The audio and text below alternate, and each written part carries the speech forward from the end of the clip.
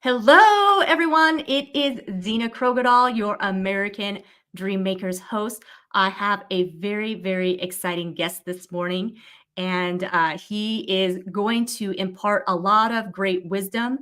So be sure, if you are on here watching live, to go ahead and share it out. And if you're watching the replay, please share it out because this is going to be something that many, many people will want to hear. So before we get to the guest, I'm going to be right back.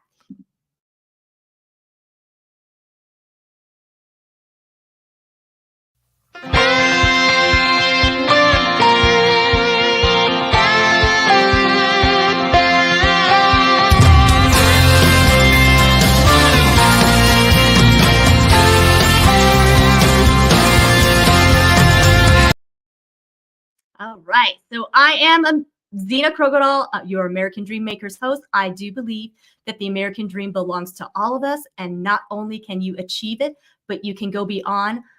My next guest here is absolutely an American dream maker. Not only is he living the American dream, but he's helping many others to live the American dream.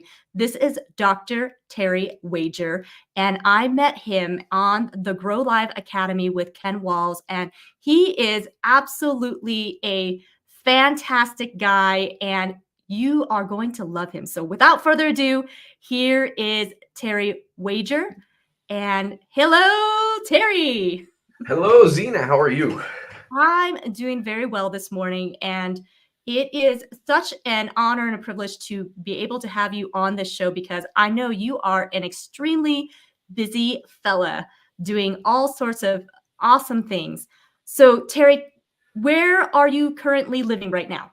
Right now, I reside in Portland, Oregon, and that's pretty much where I've been for a number of years. But we do a lot of traveling. We work with people all across the United States.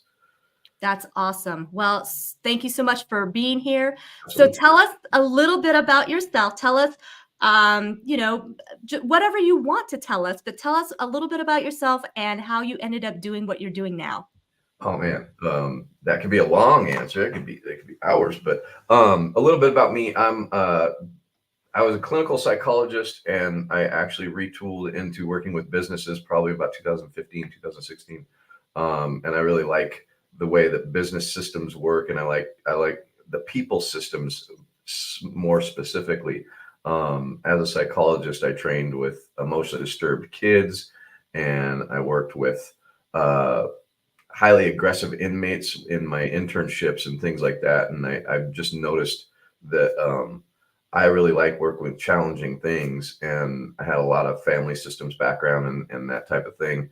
And I noticed a lot of businesses run on systems the same way that family systems work. And I just have a knack for seeing what's going on with the people and how they communicate. And so I just gravitated towards that over time. But I like working with the interactions between people and helping them to be high performers. And so I think that's one of the things that drew me most to business, is that people don't get into business to sit on their butt and not do anything. They want to perform and they want to have success. And so I naturally gravitated towards that. That's awesome. Well, hello, Bonnie, and hello, Eric. Thank you so much for being Bonnie. here. Hey, Eric. And Carrie's in the house too. Good morning, Eric Carter. Good to see you. It's like a reunion right now. So this is right. Awesome. Absolutely. I love that you retooled yourself. So you were a clinical psychologist. How long were you a clinical psychologist for? Yeah, I mean, technically, I still am a clinical psychologist. It doesn't go away. But I started my psychology journey in 1998, and funny enough, I actually quit school in 1987. I was in high school, and then I was like, school sucks. I'm never doing that. It's dumb. They think I'm stupid, and I agree. So I'm just not going to do that. I'm going to go get a job. And I got a job in fast food restaurants, and then I moved into working with cars, and I became an ASE certified brake and front end guy in about 6 months. And so I have the ability to learn. I just didn't really do well in the high school kind of thing. So about 1997, I was like, I need to make a change, and I want to help people get through some of the stuff that I was going through in that 10 years, which basically is, self-doubt and beat myself up and not sure of the world or anybody in it. And so I got my own help through 12-step program mostly, and I had a real cool therapist for a couple of years that was really helpful in helping me see the world differently. And so through that journey, I started realizing that I was really good at actually helping people see the world differently too. So I was like, instead of going and becoming like a treatment counselor or something like that, I was like, I think I need to be a doctor because I don't do things small, evidently. So I went to school, did a 4-year degree, and then as I was graduating from that, I was like, do I really want to do this or not? And my last year of my 4-year degree, I started working with severely emotionally disturbed kids. And that sealed it right there. Is like, I need to understand what's going on with them and how to actually help them make changes in their life. Because it's evident that they are hurting and they're exploding in their behavior or shutting down, or they just don't know how to interact with people the same way I didn't when I was younger. And that's no way to go. And so I actually went and applied to 2 different schools. I got into both of them, but one of them had much more rich psychological background of depth psychology and testing and assessment. And so I was like, I really like that school. It's a little bit newer, but I'm going to go and do that. And my heart was kind of pulled that way. And, as Glenn Morshower talks about the whisper, and that whisper told me, go to this school. And it was a fabulous, fabulous education. I couldn't ask for more. They challenged me, they pushed me, they helped me to see things in different ways. And I really liked that. And then from there, I did a whole bunch of family therapy and working with different things, testing and assessment. And every year I had something different and real deep to learn. And we got way a lot of experience through each of those practicums and the internships. And in my internship, I went to be a correctional psychologist. And I worked in that corrections field for about 5 years as a correctional psychologist. And so that was my background. And I, no matter what I'm doing, I'm always helping people look at themselves, look at their behavior, look at their emotions, and seeing where the emotions are actually driving their behavior to do what they're doing that they don't want to do, and then be more intentional about what they do want to do. And so that's my thing. And I'm pretty rigid myself in how I see people doing that, because no matter how we tell ourselves what's going on or how we put it together rationally, the emotions drive it. And so helping people understand how the emotion is getting in the way of their thinking, or their thinking is getting in the way of what they really want to do. Those are the 2 issues that I really solved very well. Wow, that's awesome. So family therapy, you were helping families get better and function better. Tell us a little bit about that, and how you were saying that the system of the family is very much related to systems of businesses. So tell us a little bit more about that. Yeah, well, first, family therapy, really the way I kind of see it, and I'm not the expert teaching family therapy, but a lot of family therapy is based on Boehnian therapy, and the idea is it's a system. And so no matter what's happening, hey Bob, whatever's happening in the family is a systematic thing, and you have somebody who is the head of the family or the head of the system, and then you have everybody who's responding to the head. And so each one of the pieces of the system are going to have a reaction from that system if the system's off. And so if, say, you have 3 kids, kid number 1 is having a problem, they might just be telling the whole system that there's a problem in the system, but then we see them as the identified problem. Well, if we solve that problem, somebody else is going to have a problem if they weren't the real problem. So being able to understand how the problem shows up as an indicator that there's a problem in the system. But what we often do is go, they're the problem, kick them out, right? Well, and especially in a business, just fire them, we'll get rid of them. Then you have a new problem, and then you have a new problem, and then you have a new problem until you are the only one left in your own business. It's like, oh shit, what happened? And oops. So the idea is when there's a problem in the system, we got to step back and go, wait a minute, is that the problem, or is that the indicator that's a bigger, deeper problem inside the system, and understand where the real problem is lying in the system? And so that's what systems psychology is all about, and in the family system. And a lot of times people take their cues from the parent, and if you work with the parent on whatever's happening, the system kind of fixes itself. And so I was a child. I was trained as a child adolescent psychologist, and for the first year or so, I worked with the kids. And then, good morning, Lillian. I worked with the kids, and I was never getting any kind of progress. And I was trained in play therapy, and I think that just for me, in my opinion, it doesn't work, because you're just helping the kid to continue on the behaviors that they were doing, rather than confront the behavior and go, this isn't working, how do we fix it? And so there's a lot of different therapies that I think that they're missing the mark in a lot of ways.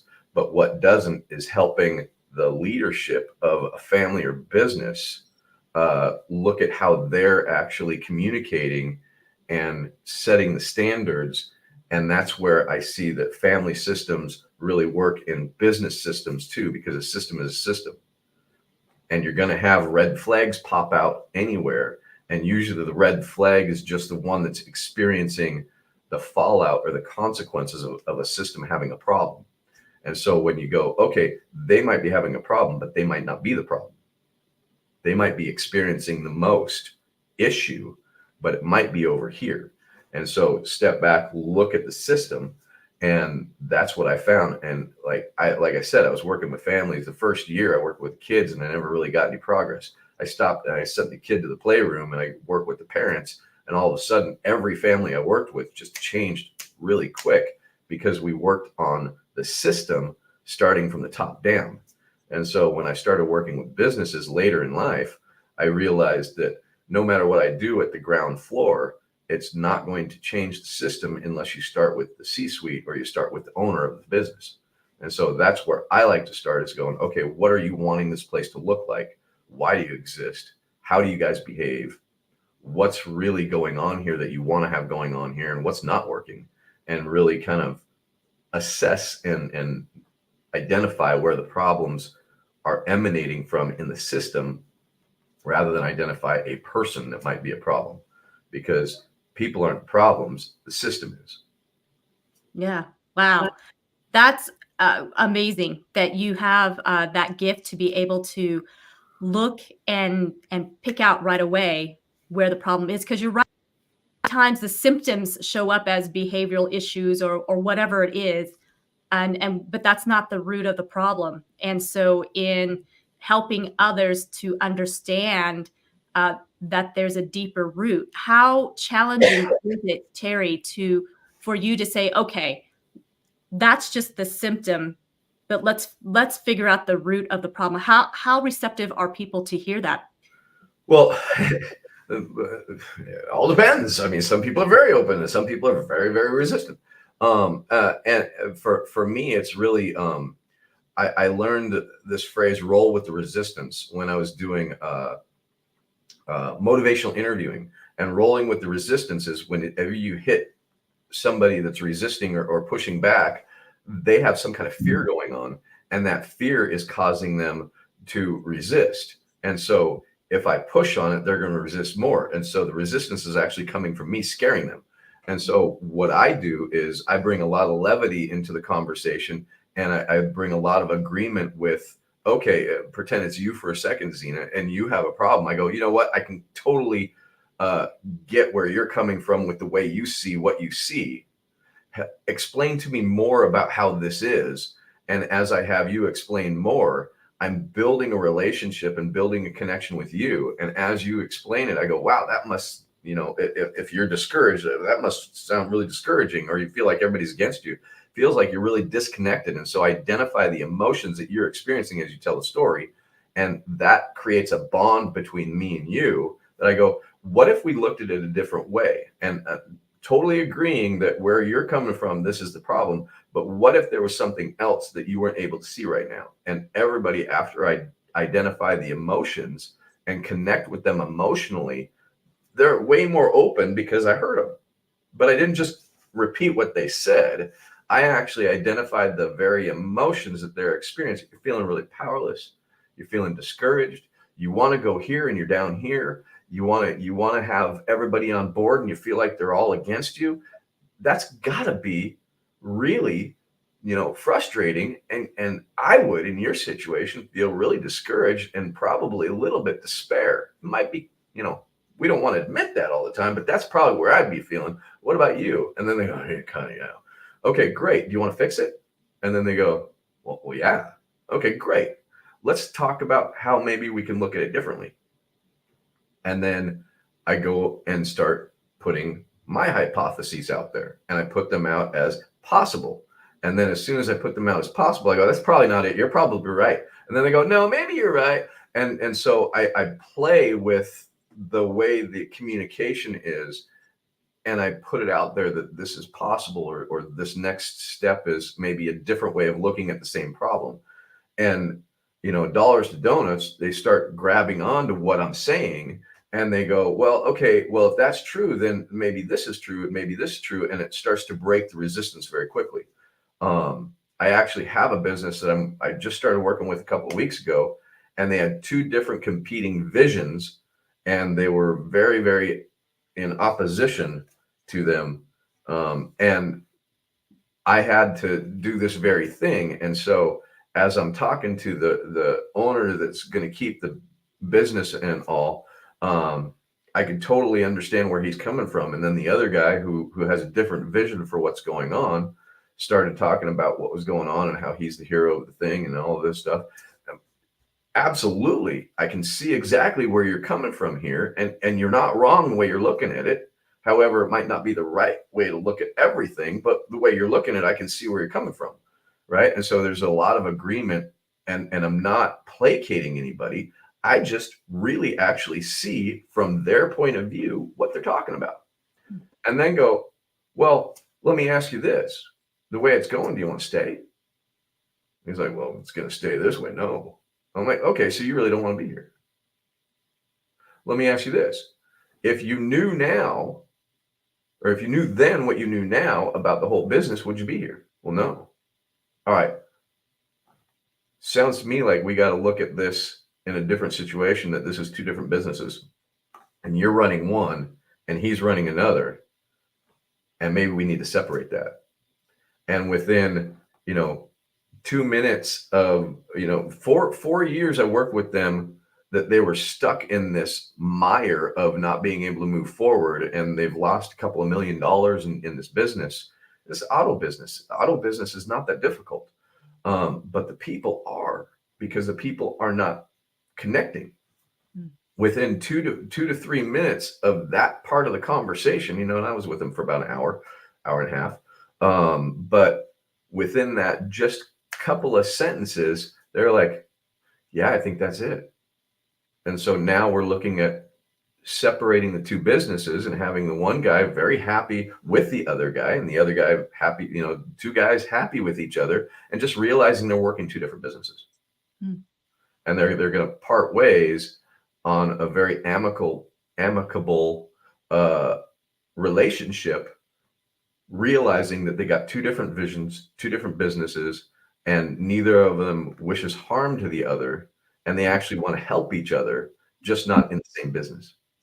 Got it. So Wow. that's, and that's it. I've done the same thing with divorce situations when I was a family therapist. It's like, look, you guys want each other to be happy. You're just not happy together. So maybe we got to be happy separately. And they're like, we could do that? Well, yeah, absolutely. Why not? Or we really want this. And I've had this happen too. We really want this and we're not communicating well and I'm holding resentment. Okay. When you first started the relationship, you really wanted it. Do you still? Well, yes. Great. Let's put the resentment aside for a minute and remember where we started. And when people can do that, they can actually come together and then we can allow forgiveness in a little bit different way. And I start to see the relationships really work out. And I've seen, I've seen in the family world, relationships come back together when we can go back to what was working and what the overall vision was. And in business, same thing. Or they're competing and they don't work together and they need to be separate. But the problem that most people have is they don't want to be honest about it. And so I don't want to be honest about the fact that I'm hurt. I don't want to be honest about the fact that I still want this the way I wanted it before. And really, I don't want to be honest about what I'm saying because I can't be vulnerable. Right. Right. And when people start to actually become more vulnerable and realize that the hurt's there because they're protecting, and it's almost like you take a little badger that's going to bite everything and you put it inside your protection, it's biting you, but you think you're protecting against out there and you can protect more because you got the thing biting you. Like, I gotta protect. We got to let go of the protection and we got to become more vulnerable and open. And that's the only way we can actually grow together. That's very, very good, what you are stating there. And something you had mentioned earlier was about the emotions and how many times our emotions can run us instead of our thoughts. And so I was been really studying, nonverbal body language, that sort of thing. And to my surprise, I from Rene de Kooning, who is a body language expert, in his book, he stated that on the conscious mind, we exchange 40 bits of data per second, and on the subconscious, we actually exchange 40 million bits of data per second, and that was mind blowing to me. So and of course, body language is emotions and feelings. Our nonverbal comes from emotions and feelings. So Yes. So expound a little bit more on how this is the case, that emotions can absolutely run us, and especially when we're not aware. So it's interesting because the whole world of personal development basically became this mindset mire. And the way I kind of explain it is like our mind, our thinking, our behavior is the roller coaster car. And no matter how many books you read, no matter how much training you do or breathing you do to calm your mind, it's kind of like painting the roller coaster car with super cool colors, or putting stripes on it, or putting a star on it, or making it look like a shark and make it real cool. And you got this really cool roller coaster car. And it doesn't matter how much you do that, because the emotions are the track.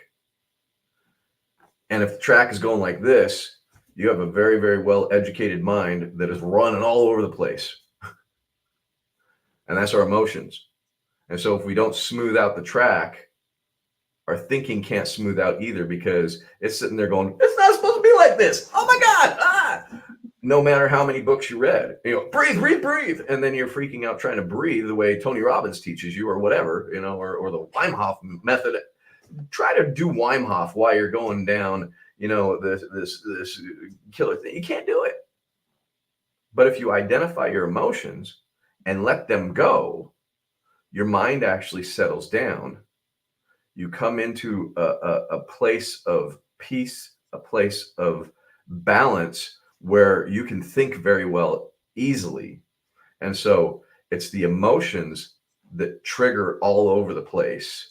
Right? I mean, you get a piece of mail that says you owe $400,000. You're not going to rationalize this very well at all. Oh, dude. Right? I know I do that when I get something like that. I never got that one, but or you get a phone call and find out your best friend just died. They're like, oh, you can't do anything when that happens because your emotions hijacked you and you go into fight or flight. Now, there's a lot of mindset people that say you can actually think your way out of a fight or flight kind of thing and think your way into it. You can't. You have to take an action. And the action that I suggest is go and identify how you're embarrassed, how you're hurt, how you're untrusting, how you're feeling inferior at that moment, how you're feeling powerless, and identify those. And the more that you do that, the easier it gets, the faster you get at it, and the quicker you can actually return to balance. And then all of the different mindset stuff works after you do that.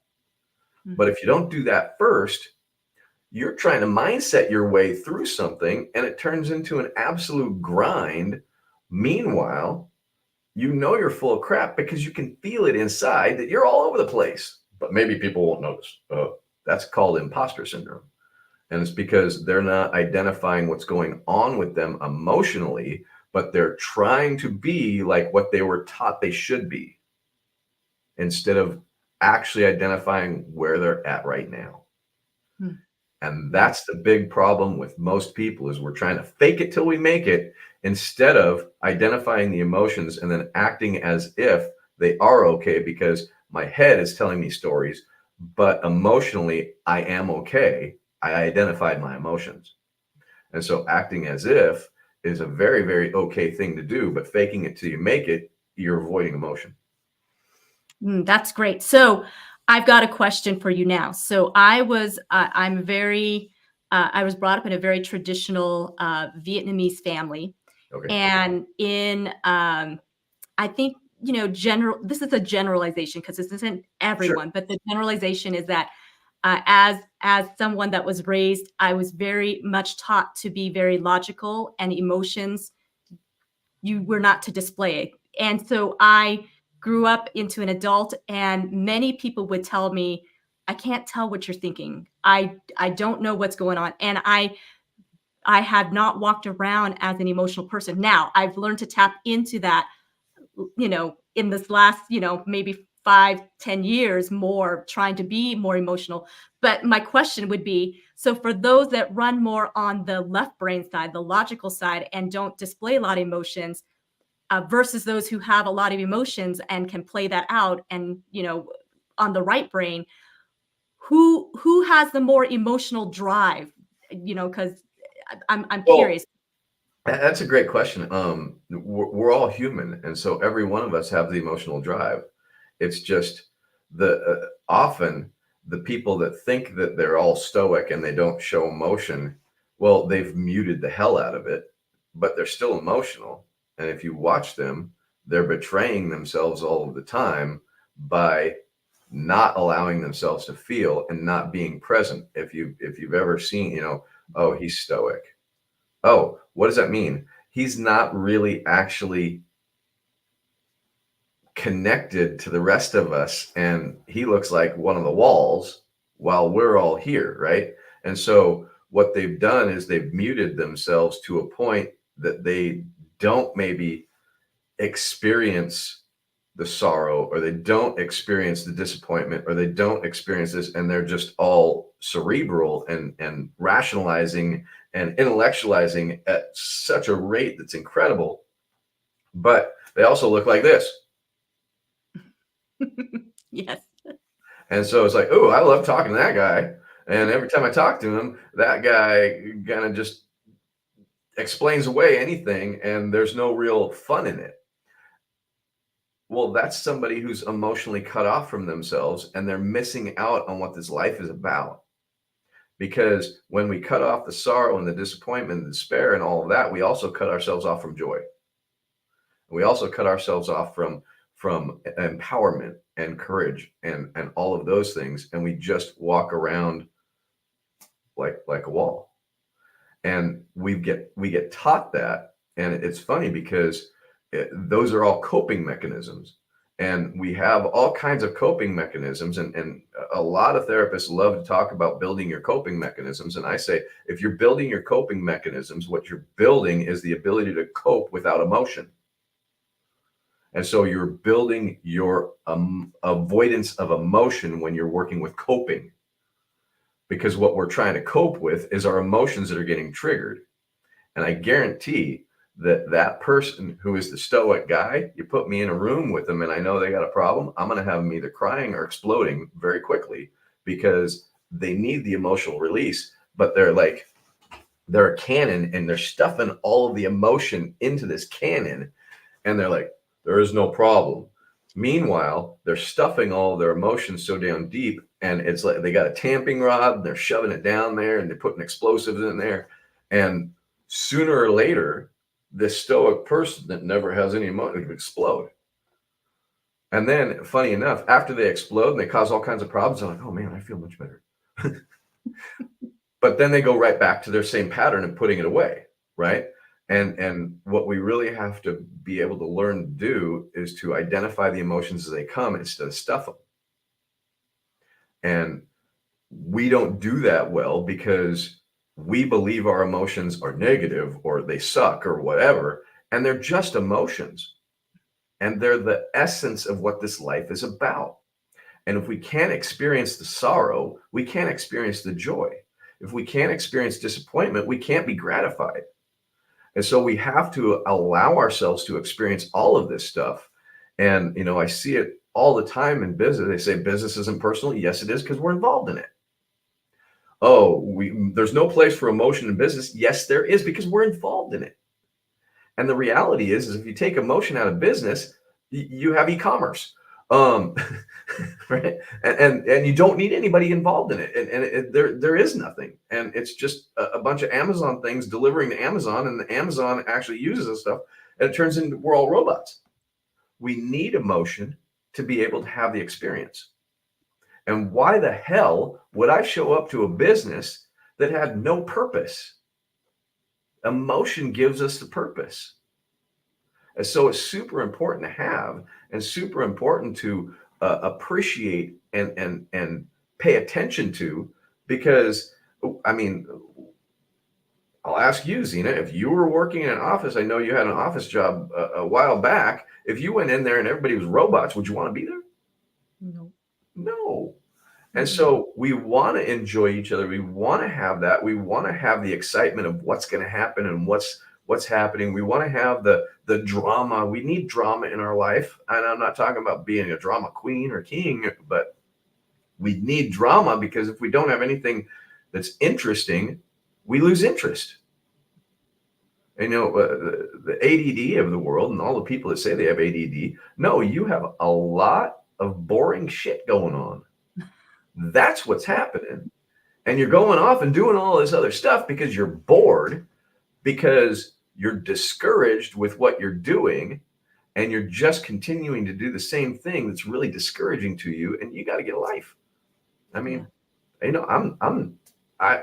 been diagnosed with ADHD years and years ago. I don't have ADHD. I had a very, very high level of boredom. And when I started getting into things I really liked, man, I could read a psychology book all day. I could read a business book all day. I really love that you're touching on this, because our son, when he was little, first grade, second grade, we've had teachers that wanted to get him tested for ADHD. And we're like, well, he's getting good grades. He's finishing his work, right? And they're like, yes. I said, no, I don't think he has ADHD. He's probably just bored. Like, give him more to do. Just give him more stuff, And so we didn't ever go down that road, because we're like, I don't know that he needs a label. I don't know any of that. So I love that you are talking about how really it was more that you're bored. You just need a higher level of stimulation or a higher level of something going on to work through. Yeah, absolutely. And it's really interesting because so many people are like, I'm just ADHD. No, you're actually bored and you're discouraged with what you're doing. And so you're looking for other answers, or you're looking for something that's going to entertain you and keep your attention, because this isn't. And so that might be a clue that you want to change your job. It might be a clue that you actually need more responsibility. It might be a clue that this is not the area of interest that you really have, and somebody else kind of piped that in for you. But it really goes into, let's look at it deeper. And I'm not saying that ADHD doesn't exist, because it does, but not to the degree that we talk about.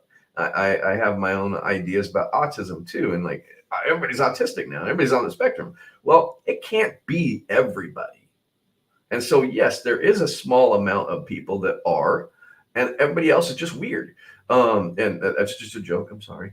But we want to differentiate ourselves, and we tend to do it with diagnoses instead of differentiate ourselves with how special we are and how connected we are to what we love and what we want to do.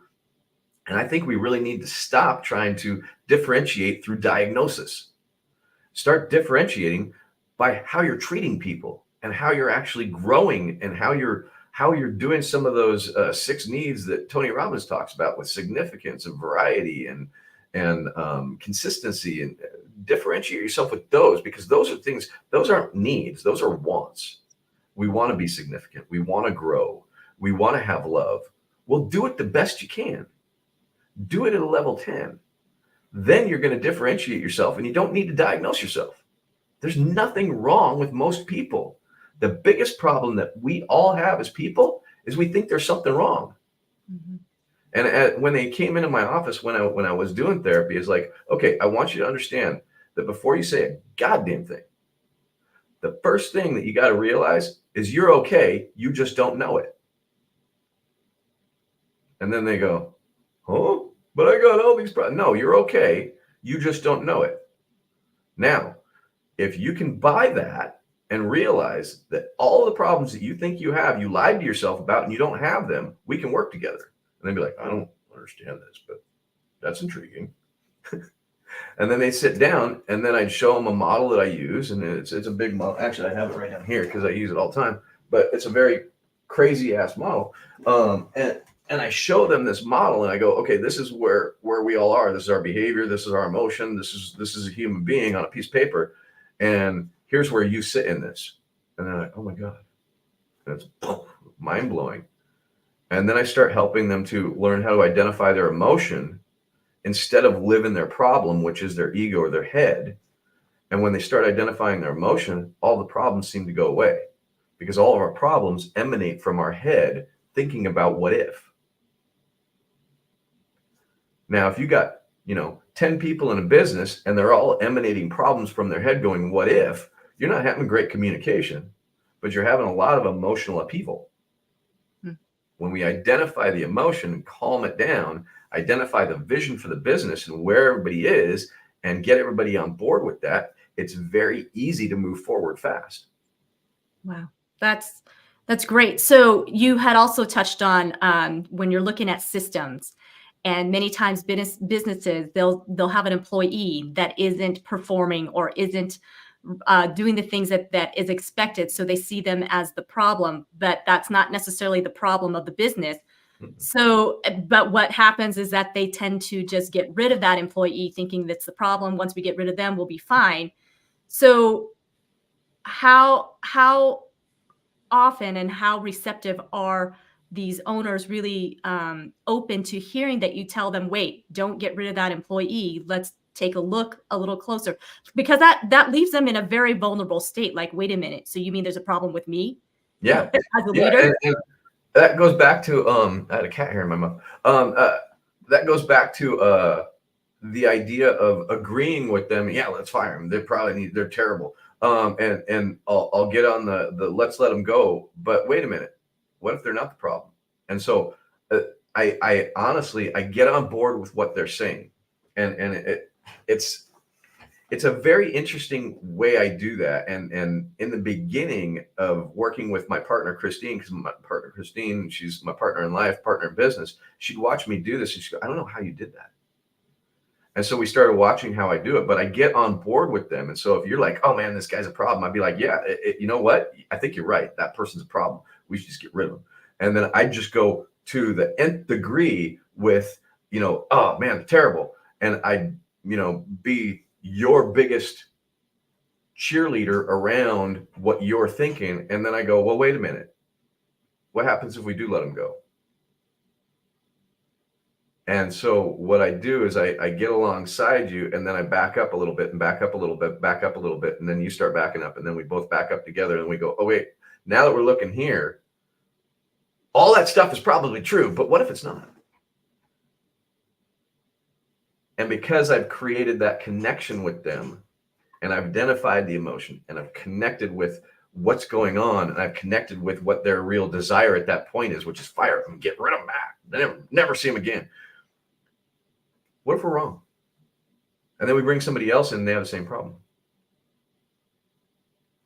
And what if we do that 2 times? Now, before we even do anything, how much is that employee worth to let go and then retrain? Or 2 or 3, right? In a quick serve restaurant, I work with some of them on the franchise level. Each employee that you hire and then let go within the 90-day period is about $6,000. Wow. Now that's just a quick serve restaurant. What about a bigger business? How much is it to hire and train those people? What about somebody that's a 6-figure salary and you're doing that? You're losing a lot of money whenever you fire somebody. Do you want to lose that money? What if they're not the problem and you just keep pumping money into that and it's not the problem? That's actually where you're just losing all your money. What if we step back and look at what could be an alternative that might actually help them be more successful and help you be more successful without having to fire anybody? Now, we can actually fire them, but we can totally fire them. In fact, I'll do it for you. I like it. Or we can actually step back and go, wait a minute, what are we really looking for? And do they know it? Are they getting the same message that you're giving? Is there a communication issue? And that's what's going on. Is there a training issue? Is there a modeling issue? Is there a coaching issue? Let's look at those things and do a little bit of that before we let go of them, because it doesn't take long to find out if it's really them or if it's a system. And most of the time people are on board with that, because most people don't want to necessarily go fire people. They just don't want to deal with the problem, so that the avoidance of the problem is, it's easier to fire than deal with. And so I go, wait a minute, we can always go nuclear and fire people, but what if we could actually change the whole system without doing that? And there's a lot of good response to that. And I have noticed that so many people have a very, very strong turnaround in the employee behavior when they start looking at the system instead of the employee. And it's human systems. And so one of the things that Christine and I talk a lot about is the smart versus healthy, and everybody focuses on the systems in the business, the marketing, the process of how they onboard people and the actual the sales process or whatever, but they don't look at human systems process, which has a lot more to do with how we communicate and what we're communicating while we're doing this process, how we're communicating it. And when we really focus on the healthy side of the communication, we see a very big difference in how the people actually respond, how they get on board, how they become raving fans of the business and advocates of the business. And then your employees start growing the business for you instead of you having to do everything. Sounds like a much more efficient way of doing business. And so that, Yeah. And it's funny you say efficient, because I believe that the smart side, all the systems and processes and all of that, is the smart side, and it's very efficient. But the effectiveness is where we really start to look at the idea of healthy organizations are effective because they don't spend so much time trying to figure out the problem, and they start finding out how to actually communicate better and understanding their employees a little bit better, and more than anything, understanding the system within which they're working. Because if we're not looking at it, we'll end up with an accidental system instead of an intentional system. And so we want to really look at, is our business intentional, or do we have a lot of accidental stuff going on? Very simple way to look at that. Is my business doing what I want it to do? Right. So, Terry, if somebody wanted to get a hold of you, how would they do so? Yeah, Terry at coaching or GeneratorCC.com. Our website is GeneratorCC.com. You can book appointments through our website. You can actually just reach out to me at terry@GeneratorCC.com, and that's my email. Yep. And so, and then my email is just Terry at the same thing.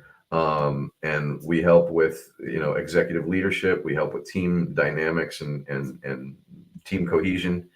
And yeah, we get results for people. So that's great. So I want to go back where I know we got to wind down a little bit because you've got another thing going on. Yeah, another thing going on because you are busy, and I can see why, because you have a gifting here to share with so many people. So I want to go back though real quick. You had talked about that this all kind of came about because for the 10 years of getting out of high school to really deciding that you were going to change things or wanted to change things.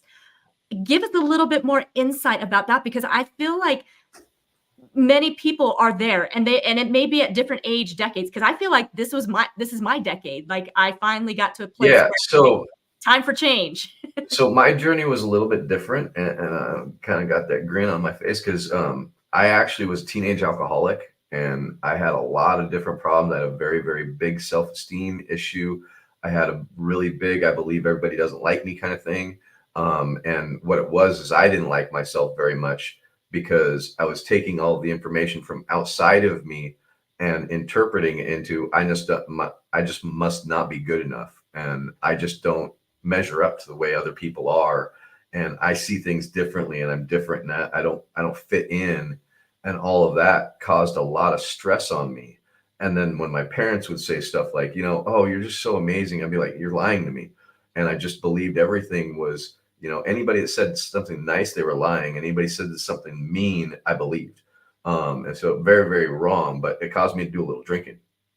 And I started fairly young, but by age 16 and a half or something like that, I was like, I just can't live in this system of school and this system of continual barrage with I'm not good enough, because I didn't understand what they were trying to teach me in school. I didn't, part of it was the drinking and smoking pot, but there was, I didn't understand relationships. I didn't understand any of that.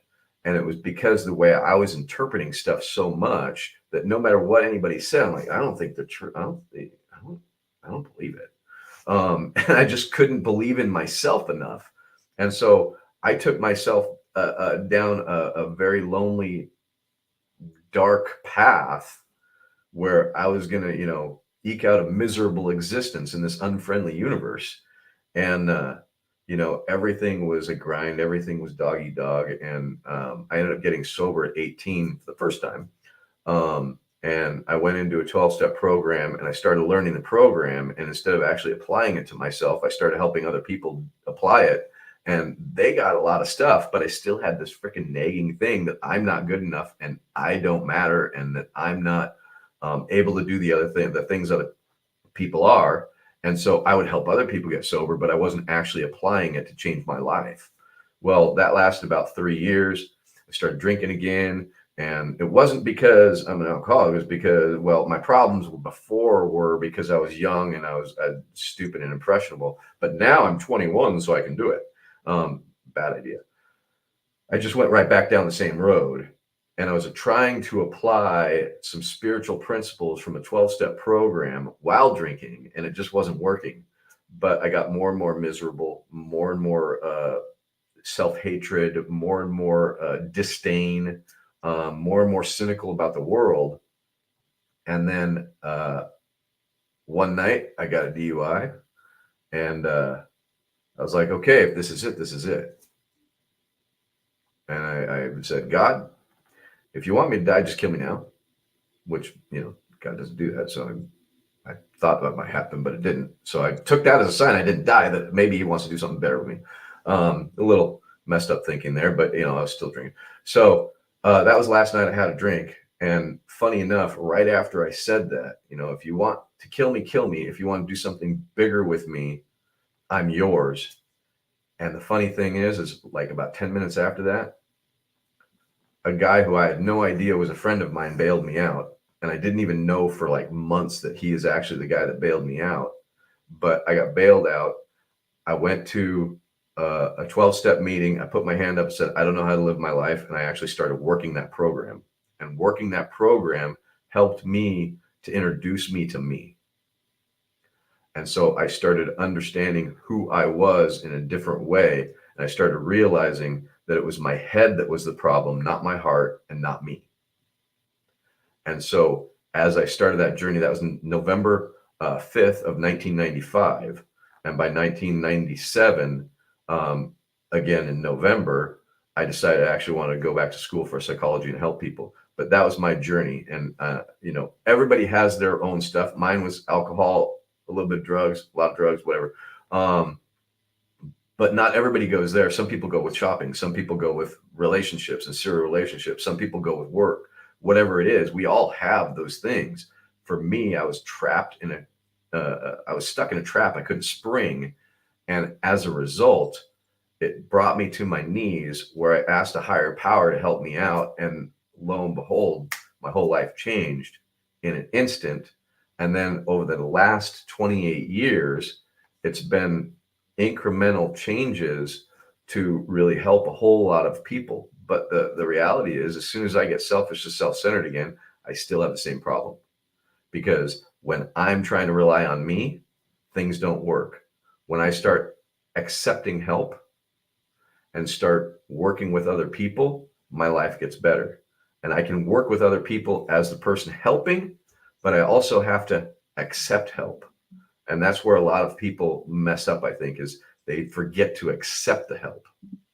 We gotta be able to have things poured into us as well as being able to pour out. And if you're one of those people, this is very interesting. But if you're one of those people that love to pour out but won't allow to pour in, you have a worth issue. And you got to look at that yourself and go, what's going on with me that I'm telling myself I'm not worth helping? I can only get my stuff and I can only get my wonderful things out of helping others. You got a worth issue because we have to also allow ourselves to be helped. That's how it works. It's a give and receive, not a give and take. It's a give and receive. And when we can do that, the whole world changes because things are out there for us to receive. And we have to be able to give, but we also have to be able to receive. And when we can become good receivers, by the way, that means not taking, but good receivers, then we can receive all of the abundance that's out there for us, as well as we can actually share with others by giving. And so that's the real thing. And for me, it was a very, very interesting journey. It isn't over, and I've been sober for like 28 years. I wouldn't change anything that happened because, well, I don't know how to do that. But really, the stuff that I've learned, the experience I've had, the people that I've been able to help because of it is amazing. And, I'm just interested to see the next 28 years or 50 years or, let's go 100. Yes, let's go 100. Oh, absolutely appreciate you sharing that journey with us and that you absolutely, did something about, where you were stuck at. Just real quick, you made a distinction between being a receiver and not a taker. Real quick, can you tell us what that difference is? Yeah, a taker is coming from a place of entitlement.